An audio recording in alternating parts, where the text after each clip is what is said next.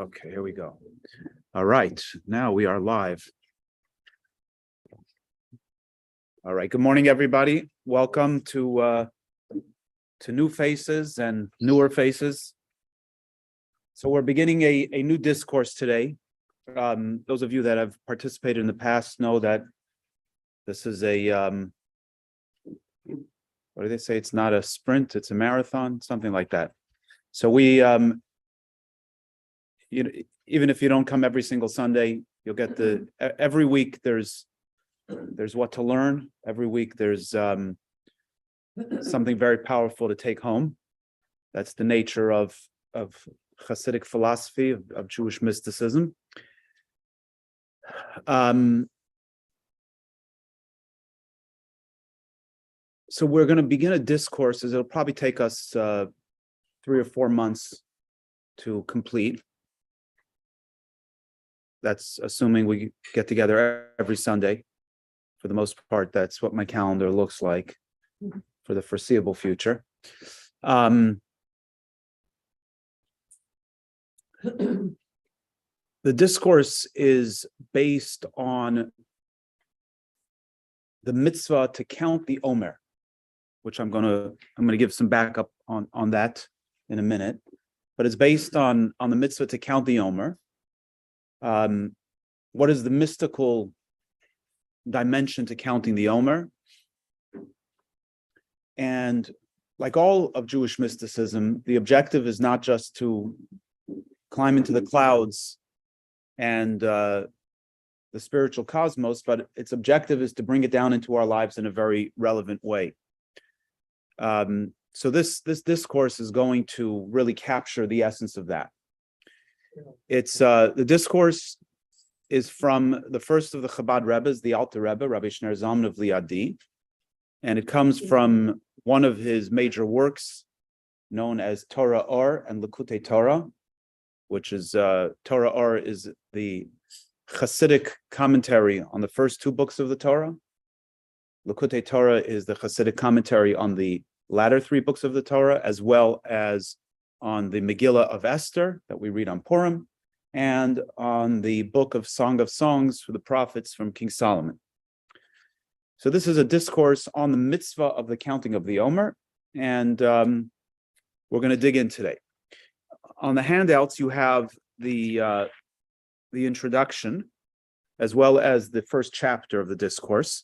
You can always find this online at sie.org, sichosinenglish.org. But I'm going to kind of unpack the introduction, and if there's enough time after the unpacking of the introduction, we'll actually jump into the discourse. As always, this is an interactive discussion. So if you have questions, if you have comments, please don't hesitate to just jump in. So first, let's talk about the actual mitzvah, the actual commandment of counting of the Omer, just on its most basic level. Today, when we say count the Omer, what we actually typically mean is the counting between the holiday of Passover and the holiday of Shavuos. Passover, of course, is the time of the Exodus, when we left Egypt. And Shavuos is the day we commemorate the revelation at Sinai, when God gave the Torah to the Jewish people.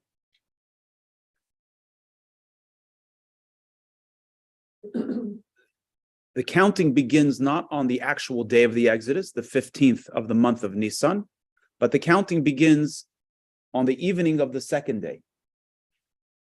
And the Torah was given on the 50th day of the counting. So you count 49 days, and the Torah was given on the 50th day. Now, it's interesting to note that in our history, prior to the destruction of the Second Temple, and even after the destruction of the Second Temple, actually, I'm not sure if that's correct, but prior to the destruction of the Second Temple, the months, the Jewish calendar months, which follows the lunar cycle, could have either 29 or 30 days in it. So you have 3 months. You have the month of Nisan, which is the month of the Exodus. You have the next month, the month of Iyar, and you have the third month, the month of Sivan. So Nisan and Iyar could potentially each have 30 days, or they potentially could each have 29 days. So if you begin to count on the 16th day of the month of Nisan, and the month only has 29 days, and the next month only has 29 days, so the third month, the 50th day actually will be the 8th or the 9th of the third month. Whereas if the month of Nisan and the month of Iyar each have 30 days, so the 50th day will be the 6th or the 5th of the month of Sivan. I'm not doing all the math right now. The months were determined based on the testimony of witnesses. Witnesses would come to Jerusalem and they would say, we saw the first crescent of the new moon. The high court would review that, and then they would proclaim it to be either correct, and therefore the month began on that day. And if the witnesses didn't come, so then that month would automatically have 30 days. My point in bringing this is not to give you an astronomy lesson, and I'm not doing a very good job at it anyway, but is to make the point that the 50th day of the counting of the Omer has actually nothing to do with the revelation at Sinai in its biblical form. In other words, it is possible that the counting of the Omer ended not on the actual day that the Torah was given at Sinai. The Torah was given at Sinai on the 6th of the month of Sivan, because that year, that's how the cycle of the months worked out. And it is possible that in subsequent years, the 50th day of the counting of the Omer could have ended up on the 5th or the 7th, 5th, 6th, 7th, or 8th. It was possible any one of those variations. This makes sense for the most part? Jewish, well, there is a Jewish leap year, but it's a Jewish leap month, which technically could happen every single month. Actually, it can't really happen every single month, because at a certain point, the birth of the new moon would move back so far that technically it would start on the 25th of the month. But what happened was, at a certain point, they moved away from the testimony of witnesses. They fixed a calendar, and that's the calendar, the cycle of the calendar that we continue to use until this very day.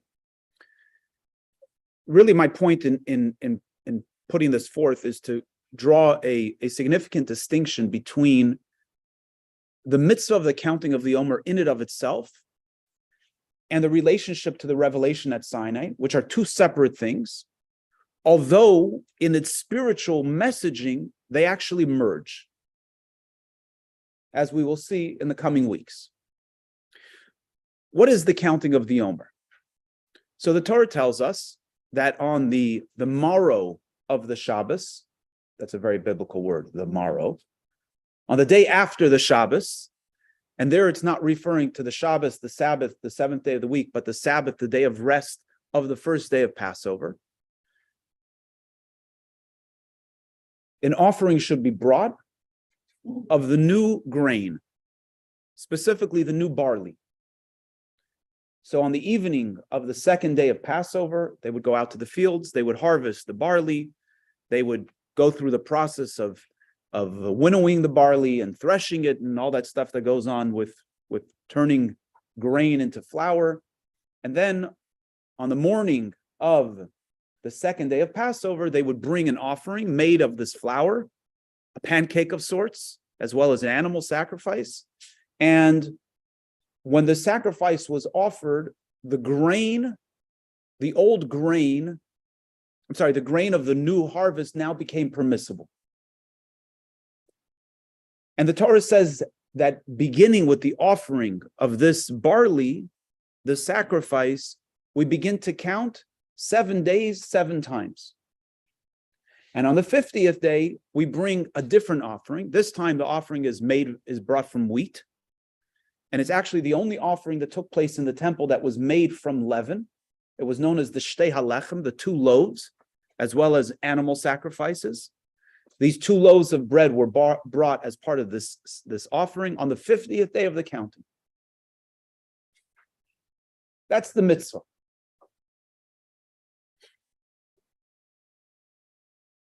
Now, where these 2 ideas of this mitzvah, the counting of the Omer, and the its relationship to counting up to the revelation at Sinai, where these two merge, is very profoundly in its spiritual messaging. So in order to understand that, let's begin with the Egyptian slavery, which we read in the Torah portions these weeks. The Egyptian slavery, in Hebrew, Egypt is Mitzrayim. Mitzrayim means constraint, narrow spaces, challenge, difficulty. So being in Egypt means we find ourselves in a difficult circumstance. What is the purpose of that difficult circumstance? So as it was with the exodus from Egypt, what was the purpose of the slavery? The purpose of the slavery was a preparation. It was a refining for the exodus in order to bring the Jewish people to the revelation at Sinai. Not yesterday's Torah portion, but last week's Torah portion, when we read about the encounter between Moses and God at the burning bush, Moses says to God, what is this all for? Why are the Jewish people worthy of redemption? And what is this all about? So God says there's a big thing here.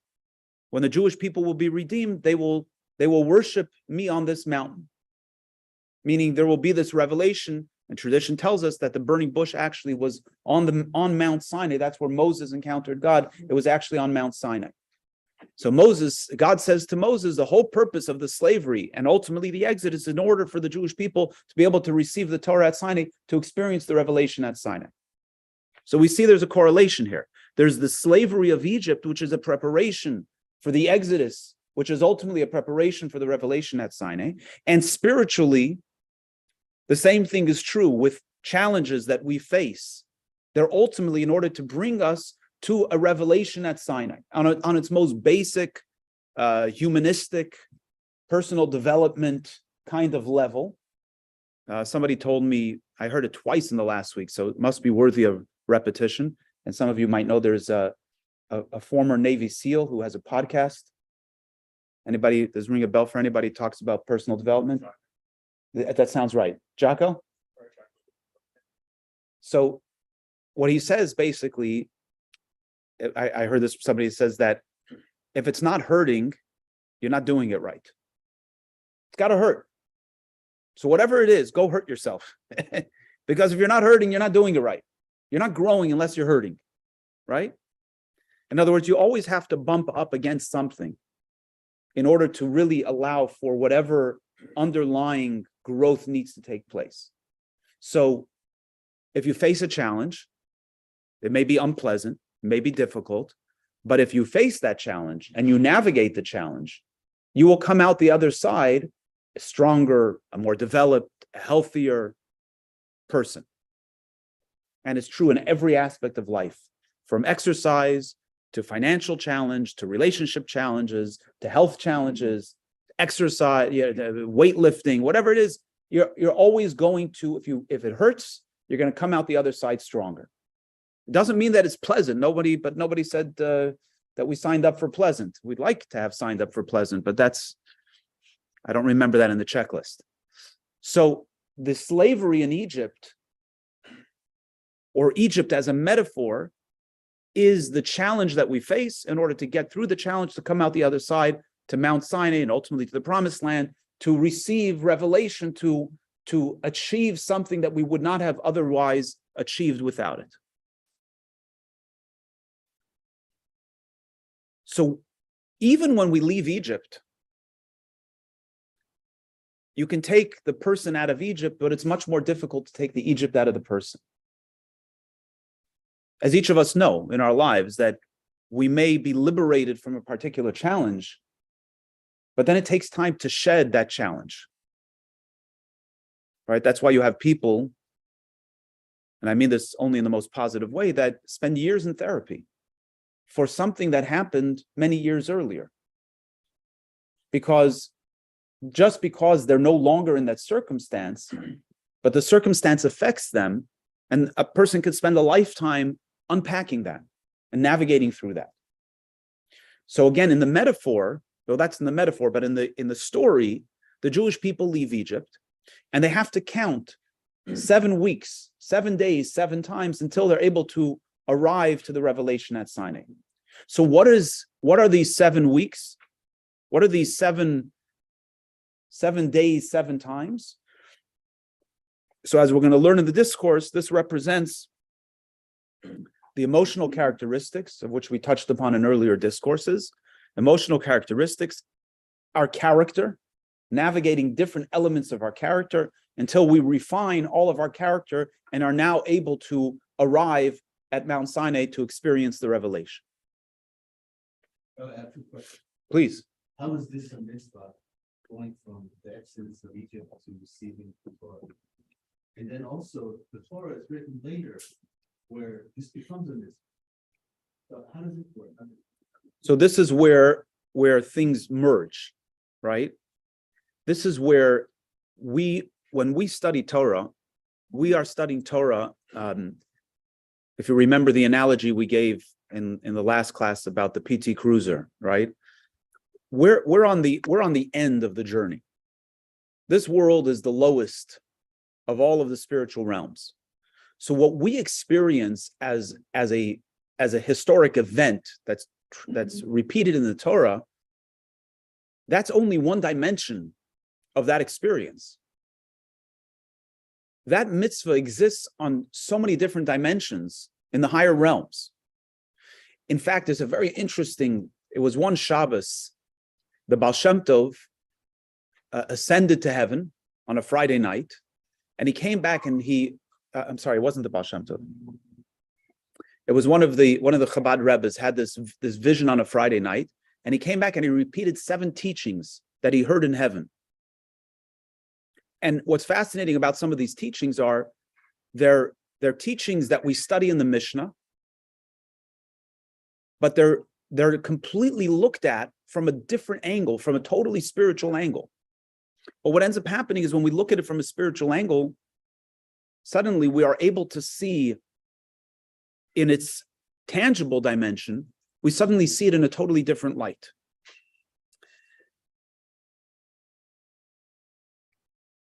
If you were an engineer and you looked at the PT Cruiser through the eyes of an engineer, you see something different. You're not seeing the car. You're seeing the brains behind the car. You're fascinated by the machinery. You look at a piece of art, and if you're ignorant of art, you look at this and say, what is that? Like, why do we have this hanging on the wall? Right?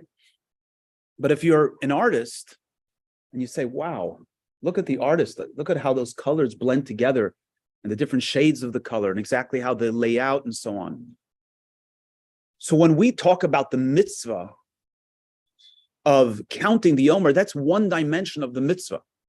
And its manifestation in this world comes about later on in the Torah when Hashem commands that mitzvah later on. But in its spiritual component, it existed even before the revelation at Sinai. And in its practical application, it exists even after there's no longer a temple and we no longer bring the Omer offering. And really, that's the idea of when we talk about studying Jewish mysticism. It sounds very, we need some like background music, some Twilight Zone music. What does it really mean? What we're really talking about is moving out of this dimension that we operate in, which is a very physical, very tangible dimension, and say, but there's something more here.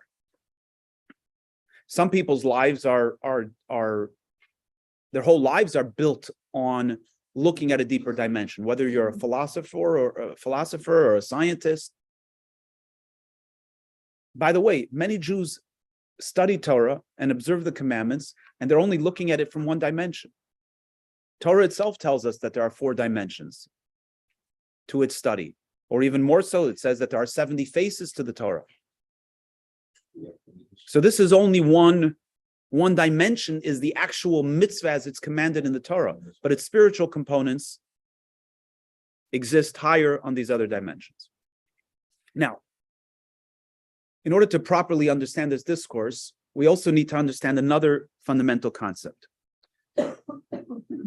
And that is also something that we can, good morning.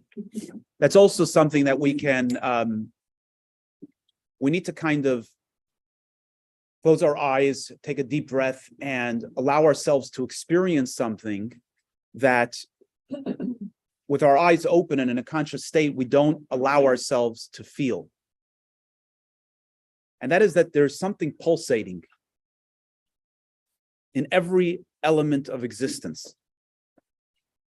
Even the inanimate. When you take an inanimate object and you look at it under a microscope, you see the atoms and you see them moving around. And you see the capacity to influence those atoms to move just by thinking about them. You don't see that when you look at a table. This is hard. This is immovable. And it's true about plant life, which clearly has some kind of pulsating energy. That's why it grows. That's why, surprisingly, in 2 weeks, these trees over here are all going to bud. That's their cycle, beginning of February. That's why animals are moving.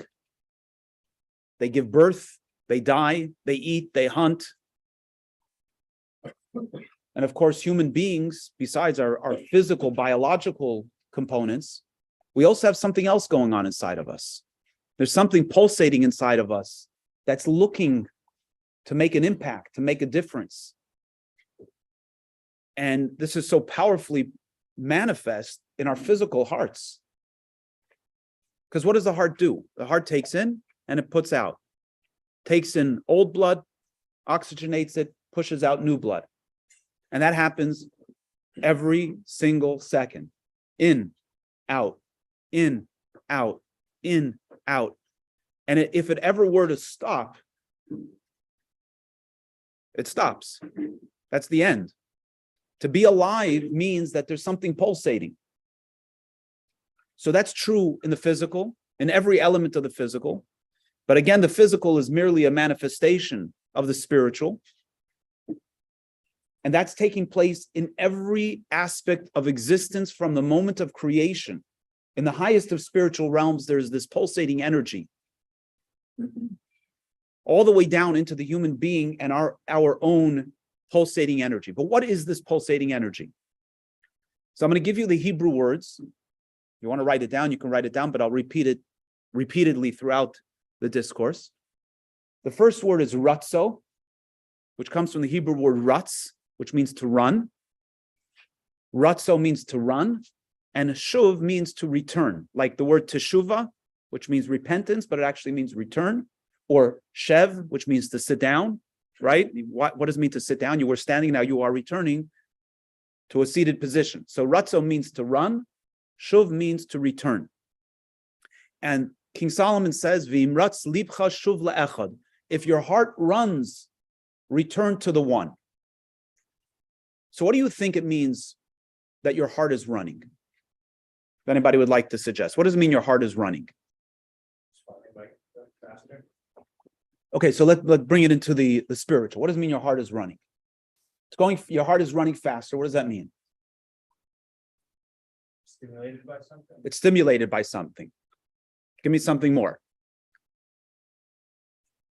In its spiritual component, or it's running towards God, or it's running towards something, right? There's a yearning for something, anticipating. There's something that we want to get to, right?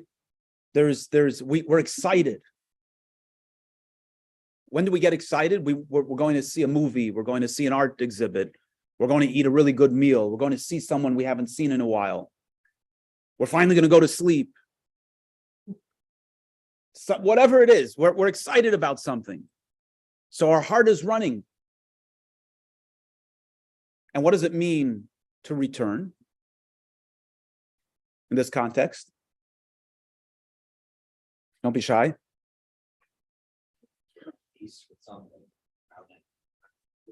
You've come to the conclusion. You had that meal. You saw the person. You saw the exhibit.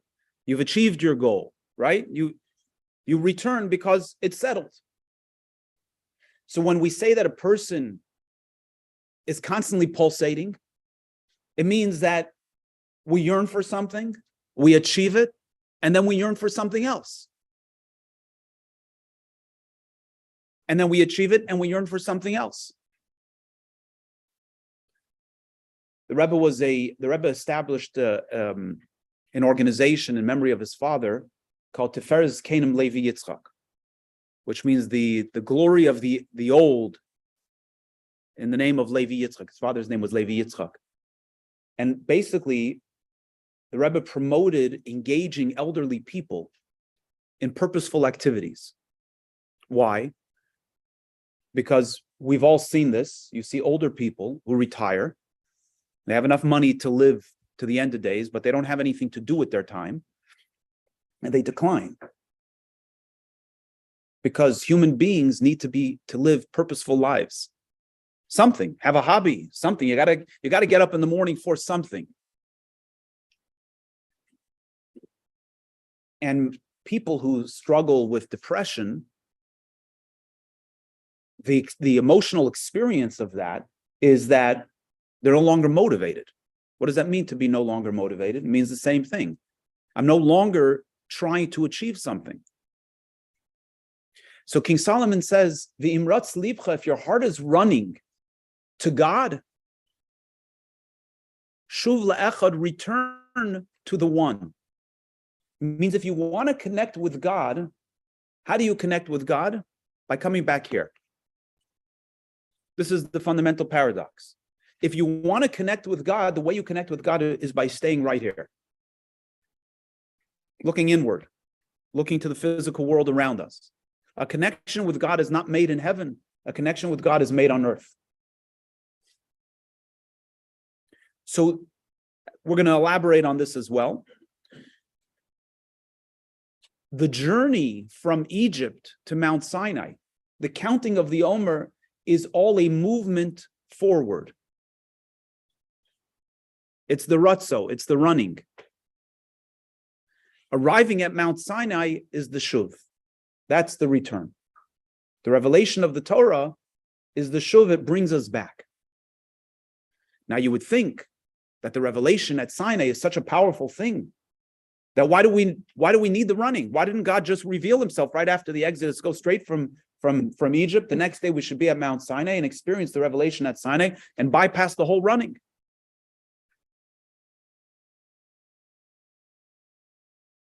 We'll take it a step further. It says something beautiful at Mount Sinai. It says that Mount Sinai cleansed the people of all of the impurity that they had adopted in Egypt. And it manifested itself in the physical well-being of the people, that people who couldn't see were healed, people who couldn't walk were healed, people who couldn't hear were healed. So if Mount Sinai is such a powerful experience that it kind of resets the whole system, so why do you need to do any preparation for that? So here we're going to learn the distinction and the power of Torah, but that a relationship with God requires that we bring ourselves to the table. And in this distinction, we're going to really uncover something very powerful about human nature and about the human ego. That even in the pursuit of lofty ideals and lofty goals and a profound relationship with God, the ego remains there in the most subtle of ways. As one says, "I love you," the beginning of that statement is I. The ego is still there.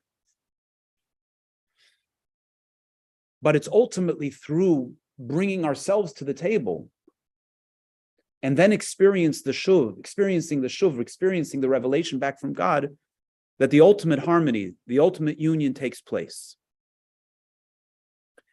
And it's important to understand that this is not, some of us, definitely myself in my earlier years, and maybe some of you, see things a little bit in black and white. This is not a destination.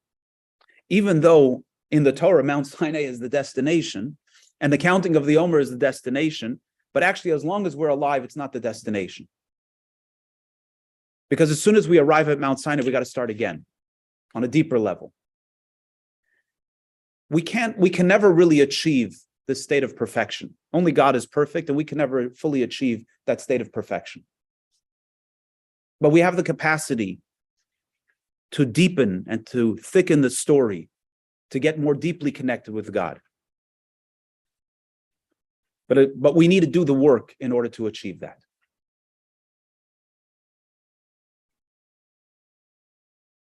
Okay, so that's our introduction.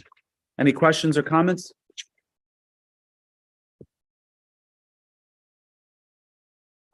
Okay. I hear a resounding no. And as we established yesterday, that either means I did a great job or a terrible job, but we'll find out. Okay, there are plenty of copies on the table. We're on the second page, the third page, section 1. So I'm going to teach it from the discourse. The translation is not, wherever you see bolded letters, that's the actual translation of the text. The italicized is the commentator's own notes. And yeah, we'll navigate through this. Usefartem Lachem imachras haShabbos miyoyim haviachem es omer hatnufa sheva Shabbos ischu. So the verse states, and you shall count for yourselves from the day after the Shabbos. And as we mentioned, the day after the Shabbos doesn't mean Shabbos, but it means the day of rest of the first day of Pesach, the first day of Passover. Miyoyim haviachem es omer hatnufa, from the day that you bring the offering of the Omer, the wave offering of the Omer, Sheva Shabbos, 7 weeks, 7 times.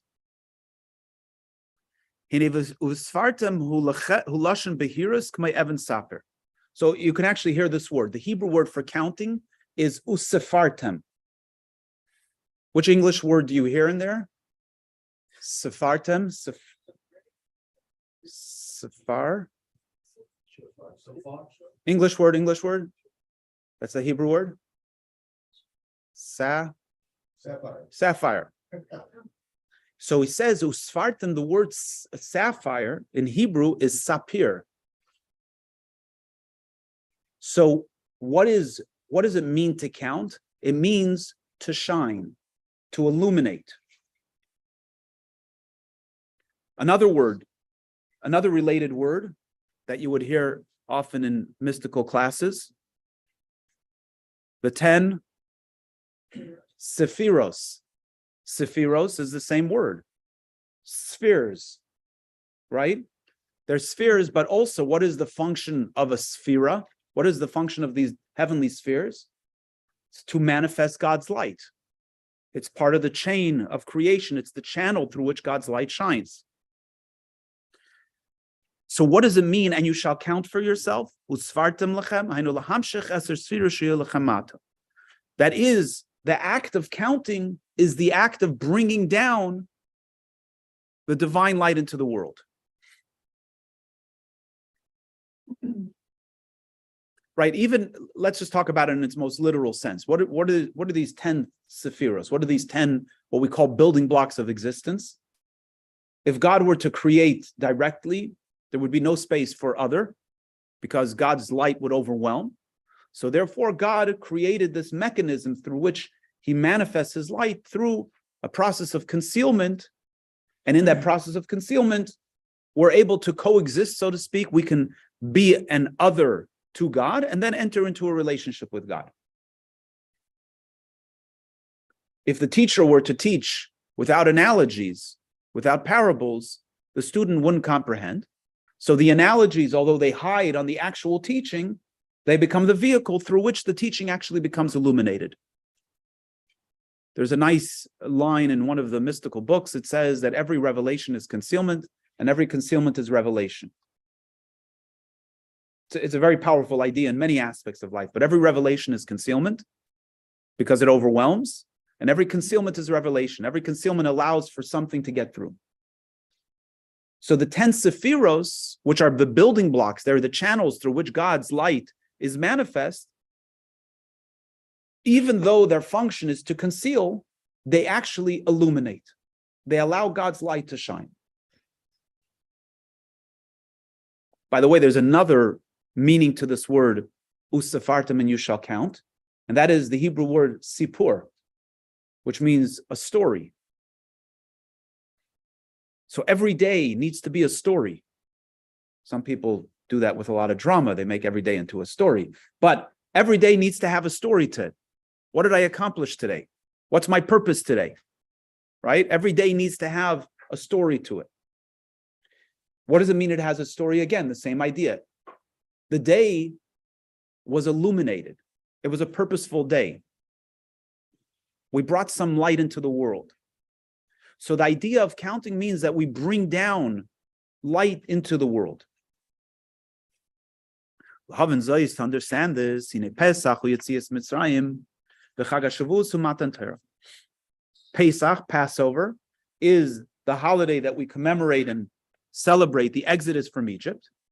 And Shavuos is the day that we experienced the giving of the Torah. The Koidim, Kabbalah Satira, Hayitzrichim Lisper Zayin Shavuos Shleimais, and as a preparation for receiving the Torah at Mount Sinai, we needed to count 7 weeks, 7 complete weeks. And then afterwards, we were able to receive the Torah. As we explained in the introduction, this is the sequence, this is the process. First, you come out of Egypt, you count 7 weeks, and then you receive the Torah. Why is this process necessary? It is written, it says that the beasts, the animals, are running to and fro. Now, this verse is a reference to the spiritual animals. What is a spiritual animal? Where do we find animals in the spiritual? Anybody know what that is? Huh? God's chariot. God's chariot, good. God's chariot has animals on it. The lion, the eagle. That is not, that's definitely not Jewish. A good try. It's okay, it works. Sorry. Noah's Ark has animals, good. But in the spiritual realms. Daniel's prophecy, good. Angels, very good. So it's probably most identified on God's chariot in the prophecy of Yechezkel, Ezekiel, and the angels, which we actually read about every single, which is also ultimately part of the prophecy of Yechezkel, but we read about it in the prayer every single day, where we say, V'hofanim, v'chayas hakodesh, and the Ophanim and the holy beasts, Misnasim, the Umas HaSerafim, they raise themselves up towards the Seraphim, which is another type of angel, and they proclaim, holy, holy is the God of hosts, and so on. So the heavenly angels are referred to as animals. When you think of an animal, let's use a beast, because it actually more correctly is a beast. A chaya. You ever hear of a wilde chaya? These Yiddish words are disappearing, but when we as kids would run around, they would say, why are you acting like a wilde chaya? Why are you acting like a wild beast? So a wild beast is not a cow. A wild beast is not a sheep. A wild beast is a bull. A wild beast is a lion, a tiger, right? When you think of a wild beast, what image comes to mind? You can redeem yourself here. But no, I'm saying, but what is the image of the beast? What is the beast doing? Oh, running, moving around. It's not a wild beast. The image of a lion, even though we can imagine a lion sitting and taking an afternoon nap, but when we say wild beast, we think of an animal moving around, hunting, pacing back and forth. They're unsettled, right? So when the prophet says that the animal, the beasts are running to and fro,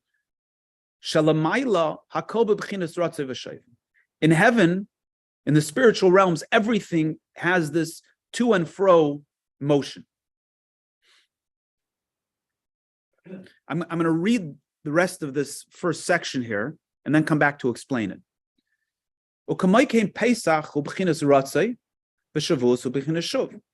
Passover is the running, and Shavuos the revelation at Sinai, that holiday is the return. Why? Where do we see this in the story? Ki Pesach hu Yetzias Mitzrayim. Passover is the exodus from Egypt. Shehu b'chipazin. If you remember, when God instructed the Jewish people, which we're actually going to read in this week's Torah portion, to take the Passover sacrifice, so he instructed them to take the sheep, to slaughter it, to put the blood over their doorposts, and to sit with their families, with their shoes on, their staff in hand, to be ready to leave. And as the verse says, Ki b'chipazin yitzasim miMitzrayim, because with haste you left Egypt. We didn't walk out of Egypt, we ran away from Egypt. Ki azah yizgalas alakus milamayla, k'maymer ach nigla aleim melech malchim hakadosh baruch hu ga'olam, bebechinas chipazin. So in its literal experience, the Jewish people were running away from Egypt. Because you imagine after 210 years of slavery, and Pharaoh finally says, go, you run, you get out of Dodge. But the spiritual event that was taking place was something unique.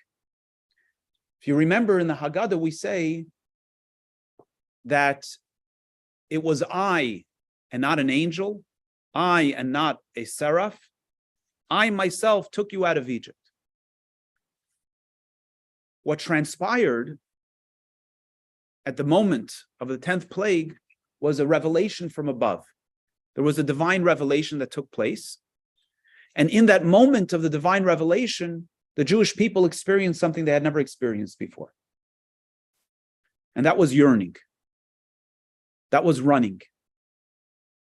They were exposed to the greatest revelation they had ever experienced, and they yearned for a connection to that.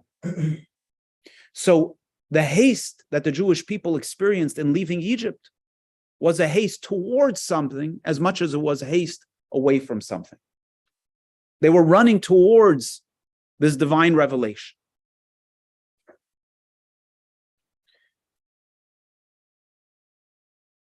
Our tradition teaches that after this exile, we will experience the revelation and the coming of Mashiach, and we will leave this exile, be the ingathering of the exiles back to the land of Israel.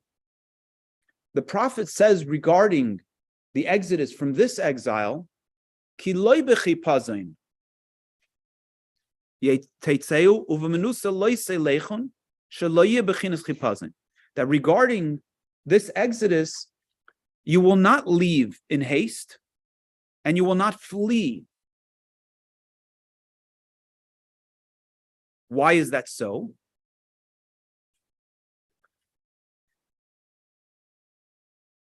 The exodus from Egypt, the Jewish people were not in a spiritual state to be able to experience the divine revelation. So it called to them.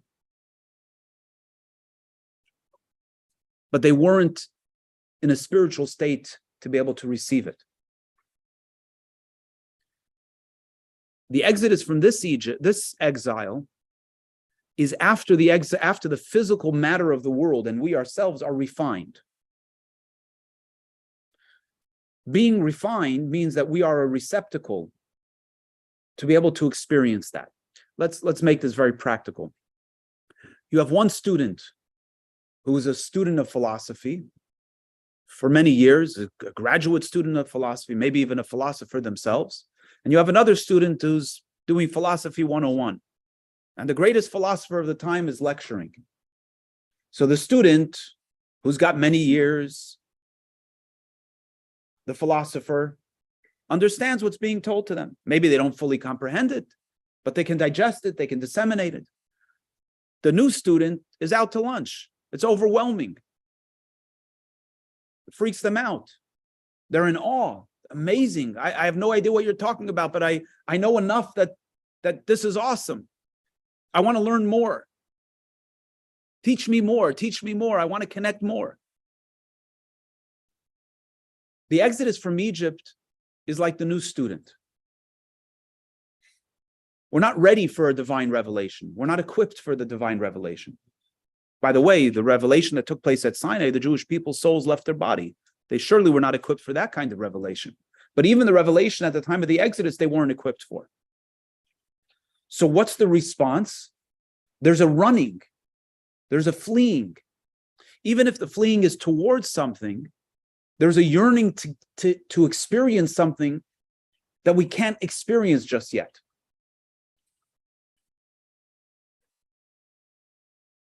Whereas leaving this exile, when the world is refined and ready for that transformation, so we don't have to run. We're going to where we need to go, but we don't have to run. We got it. We got this. Right. Yes. My experience with the general population is most people running away. They're running away from the idea of any connection with Hashem, is or God. It's my experience in life that people are terrified. So even being terrified of God, Dina and I went to a party last night, and we saw an old friend there, and she was telling us how growing up she always went to synagogue with her parents, and she hated Yom Kippur. And one year she said, that's it. No one's telling me what to do. I'm an adult now. It was her son's birthday. She said, I'm making a party. She bought the biggest cake. She bought all the fantastic delicacies. And she threw a party for her son's birthday on Yom Kippur. And she says, you guys will forgive me. So Dina says to her, she says, you actually were celebrating Yom Kippur in your own way. You went out of your way on Yom Kippur to make a party with all of the delicacies, with all of the cake. Why? Because Yom Kippur factors into your existence. If it was insignificant, you would have made a regular party. You went out of your way to make a whole party for your kid on Yom Kippur because Yom Kippur is a reality for you. It touches you in a very deep way. So maybe the way you approach it is not through positivity and embracing the traditions of the holiday. Maybe you do it by rejecting it, but it factors in. You don't have to reject something that you don't care about, that's irrelevant. So people who are terrified from God is because God factors into their existence. Unfortunately, there's ignorance around what God is and how God is and what kind of relationships available. And that's unfortunate, but God is a factor in the life of someone who's terrified from God. Now, even for someone who has a positive attitude towards God, it also creates terror, but not terror like God's going to strike me down, but terror because I have no clue. I have no idea. And this is actually when it talks about the angels, the wild beast angels, what are they experiencing? They're experiencing a yearning for God, but there's something pulling them back. What's pulling them back? What's pulling them back is a self-awareness. There's I exist. I don't want to lose myself. Right? Sometimes you're in such an overwhelming positive experience that you begin to lose your footing. And you're afraid that if you actually let yourself go, you're going to lose your identity. Even if the experience is one that we don't want to let go of that. How many people here, you don't have to actually raise your hand, it's a rhetorical question, take any time to close their eyes every single day and breathe for longer than 3 seconds? One. I actually was a few people, right? Why don't we do it? You know how good it is for our emotional, psychological, spiritual, physical well-being? We don't do it because we're afraid. You don't have to do it right now, but when you get home, close your eyes, set yourself a timer on your phone for 5 minutes. and see if you can keep your eyes closed for 5 minutes and just breathe. If you've never done this before, it's exceedingly difficult. Why? Because you're all alone with yourself. All alone with yourself. How frightening it is to be alone with yourself.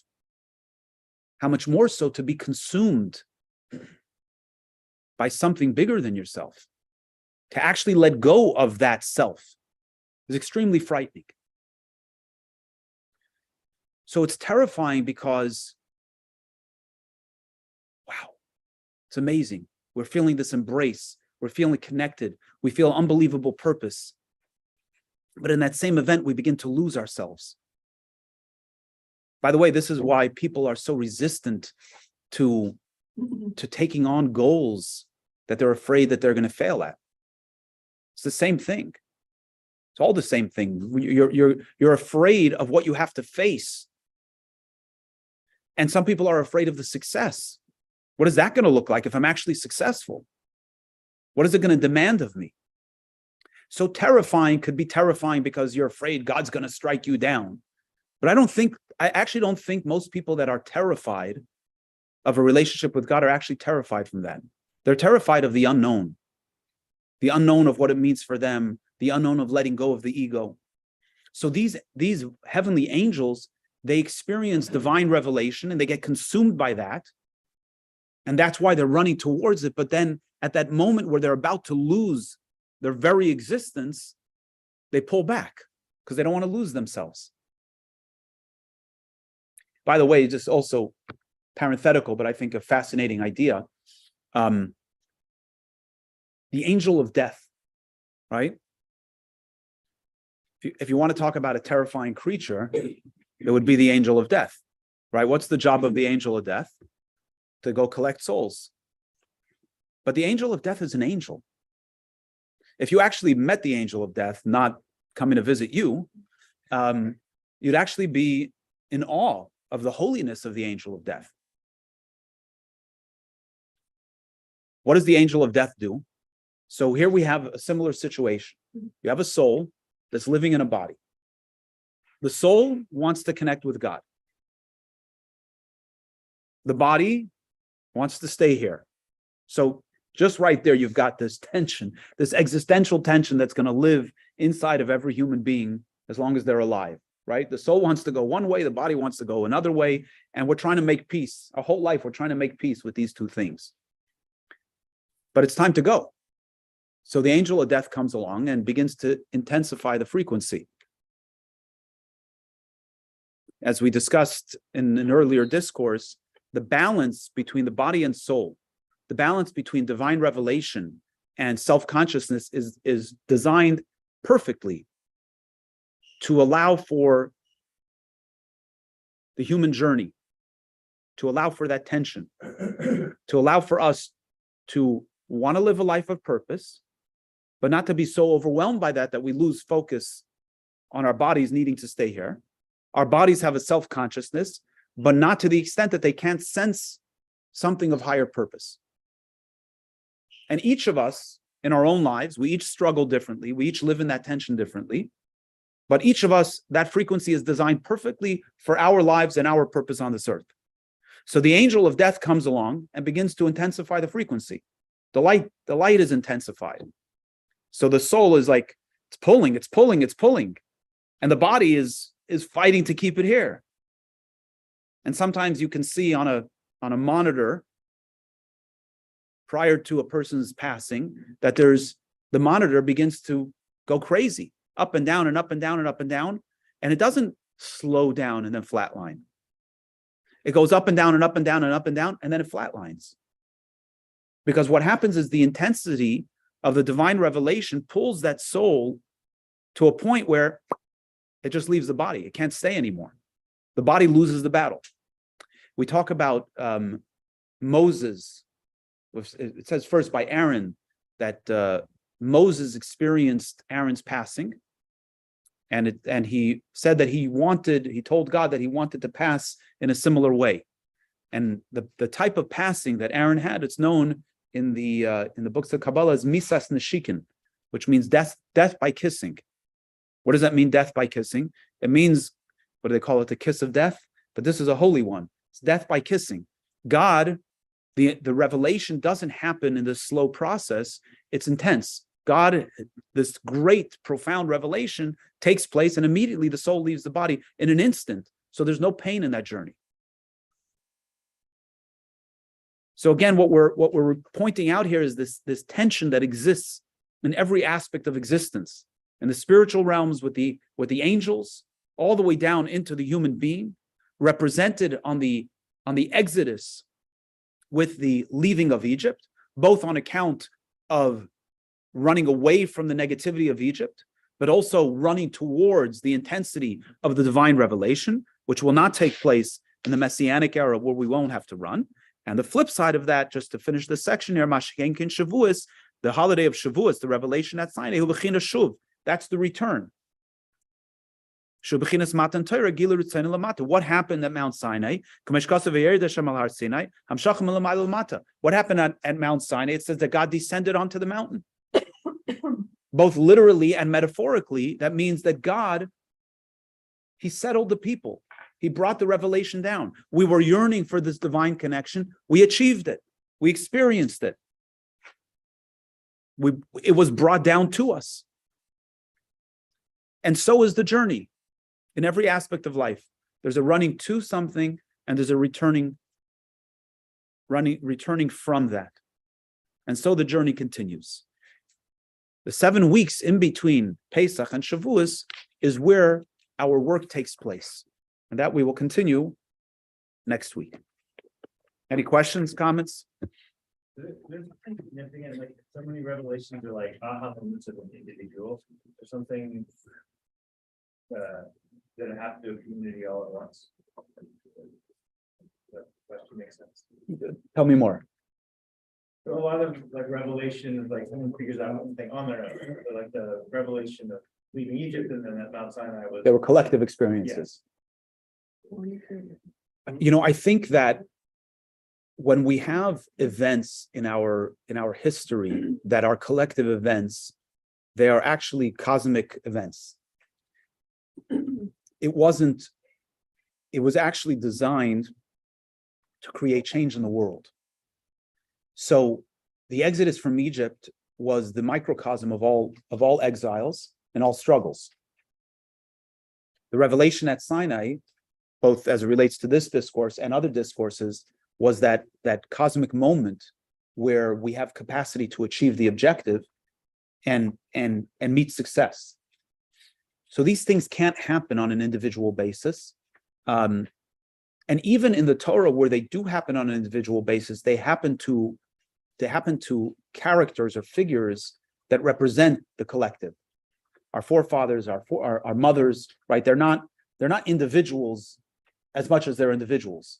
Those events are events that are happening to the founders of our people, right? So those are not private events. So I think those events create that change in the reality of the world, which then empowers us for all time to be able to follow those journeys and achieve some success in both the yearning and in the returning. Other questions or comments? I wanted to just talk about this moment that Moshe Rabbeinu had an encounter with the angel of death when he was at the mountain of Moab. At his passing. Yeah, so why Hashem did the funeral service and his body was never found.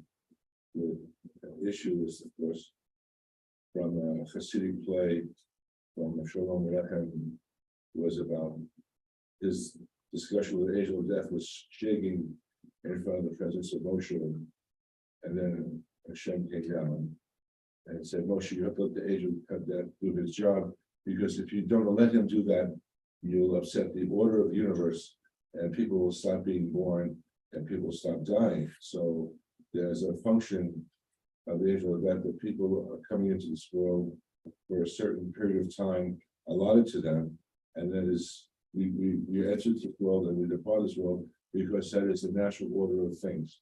So I just wonder why Hashem came down and had discussion with Moshe, that Moshe would allow Hashem and not the angel again to take his life. But that's a comment I'd love to hear if this is something that I have a correct assessment. I'm not familiar with that background story, but I accept it. Again, it's a nice background to the story. I think, fundamentally, again, the point is not so much about the nuance as much as it's about the idea of this tension between body and soul, between the yearning, the running, and the returning. This is our journey. This is our journey as individuals and collectively in the spiritual cosmos and in this physical world. Well, I usually tell a story about Solomon, Madness of God, a Hasidic play that explains to children and also to people at the Shabbos that death is not so much a terrible thing because Hashem is all part of the order of the universe. Right. We're part of That cycle, yeah. Yeah. You had a question? Well, if we went to Mount Sinai and we had a reset button. I don't know where the story of the golden calf was, it before or after? After, yeah. Why did the story of the golden calf happen? If we saw about that. It's actually, it actually is a really great question, and there's a lot of explanation behind it. But I'm gonna answer the question very briefly so we can close out the class. But in the context of what we're talking about here, one of the problems with just running is that it doesn't get internalized. There has to always be a return. And it's true in every experience of life. If you run a marathon, you need to have a cool down period afterwards. If you're building a business, you need to take time to stop in the running and reflect on what you've built and re-strategize. If you're raising children and you're just in one zone, one mode of raising, you never stop to learn new techniques and analyze what you've accomplished, you're gonna mess your kids up. It's true in every aspect of life. The Jewish people experienced that profound revelation at Sinai, but they didn't internalize it. They didn't actually complete the internalization of it. So they had this intensity, but it wasn't disseminated into their experience. And when it doesn't get disseminated, the most lofty and wonderful experience can burn you out. It doesn't have any application. We can yearn for God, and it could be a selfish journey. So we have to follow King Solomon's instruction that if your heart is running to God, it's not about you. What does God want? And as we continue this discourse, this question is actually this point, the question and the answer are actually going to become illuminated, because this is one of the main punchlines of this discourse, is the need for the personal work in order for the experience of the revelation to actually have substantive impact. So hold the thought for a couple of weeks. All right, a wonderful